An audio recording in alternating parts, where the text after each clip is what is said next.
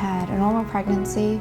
After the delivery of my son was when I started having some complications. I had an infection in my uterus. Kind of everything just, spiraled downhill from there. I had both of my legs amputated below the knee. Luckily, my hands were saved. It's not typical for us to admit patients who have, been hospitalized for several months.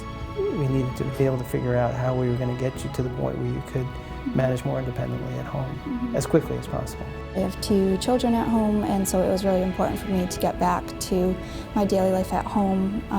It's just a huge group effort here to help every single patient find their strength again.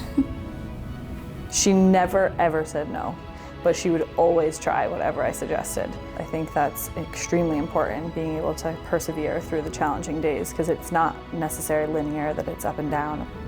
I think it was very early in your stay here that you had set the goal to actually do the Zumba class. And next thing you know, we have a room full of people, and they hooked me up to the harness, and I instructed one Zumba routine. I didn't sleep for the rest of the night because my adrenaline was through the roof. We're also working with the surgeons as they develop new surgical techniques.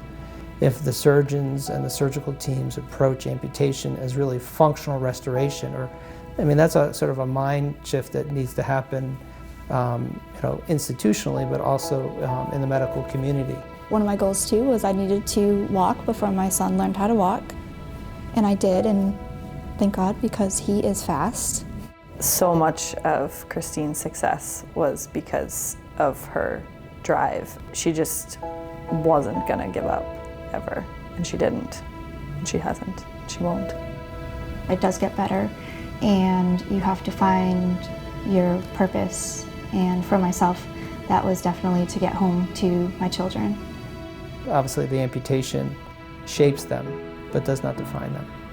And people are defined by what they have, not by what's missing.